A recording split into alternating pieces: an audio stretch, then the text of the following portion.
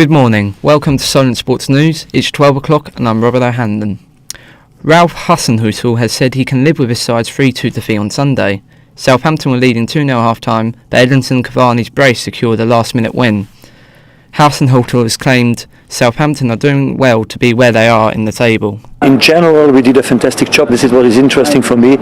We have different targets than they have. We have been, I think, 6 points ahead of them before the game. Romain Grosjean has praised the Halo following his fiery crash in Bahrain yesterday. He crashed into the barrier at 137 miles per hour, with his car catching fire whilst he was still in it. He was able to escape the inferno with only minor burns. Grosjean has said he is feeling okay and believes the Halo is the greatest thing for F1. I am okay, sort of okay. Thank you very much for all the messages. I mean, I wasn't for the Halo some years ago, but I think it's the greatest thing that we've got for Formula 1, and without it I wouldn't be able to speak to you today. Havant and Waterlooville have been knocked out of the FA Cup after extra time. They were eliminated by Marine, a side in the 8th tier of English football, following the 120th minute winner. Havant were forced to play the whole of extra time with 10 men following captain Anthony Straker's red card. Brain injury charity Headway has criticised the decision to allow David Luiz to play on following his head-on collision with Raul Jimenez. The accident occurred in the early stages of the game, with Jimenez suffering a fractured skull. Luiz, on the other hand, carried on until half-time, where he asked to be subbed off as he didn't feel comfortable heading the ball. Mikel Arteta, meanwhile, has insisted his side followed the right concussion protocols. They have some tests that they have to do before putting back on the pitch, and then David was just concerned about the cut, nothing else, and they will continue to do some checks obviously in the next few hours, but he was fine. Former Celtic striker Andy Walker believes Neil Lennon deserves to be sacked as Celtic manager. This comes after Celtic was knocked out of the Scottish League Cup by Ross County on Sunday. Celtic have only 2 wins in their last 10 games and are currently 11 points behind Rangers. Andy Walker, however, doesn't believe Neil Lennon doesn't deserve the protest calling for his sacking.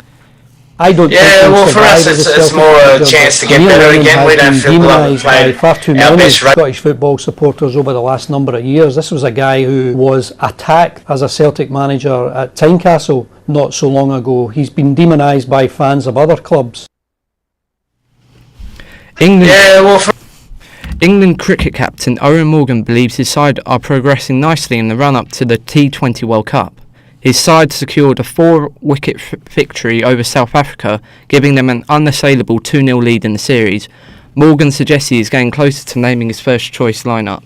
Probably the next one in India, where we potentially might have a full strength squad available for selection.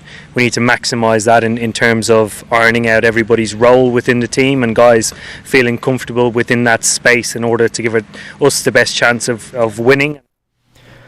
The Women's Rugby World Cup will expand from 12 to 16 teams from the 2025 World Cup. There have been calls for an expansion since it's been revealed women make up 28% of global playing population. The news comes too late for the 2021 World Cup in New Zealand, who will continue to have 12 teams. Eddie Jones has suggested his side are yet to play their best rugby yet. England are preparing for the Autumn Nations Cup final against France on Sunday after they topped their group.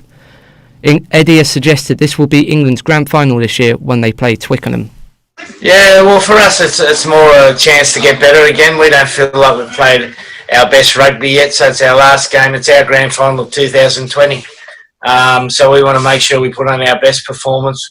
We want to make sure we put on a performance that lights up people's eyes, and they sit there and they look at the team and they want to be part of the team. We want, there's many people thinking they want to be part of the team, so that's the challenge next week, and we'll give the boys a short break and then we'll rip into it next week and have a great preparation, be ready to go.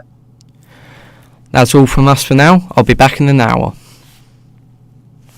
For us it's more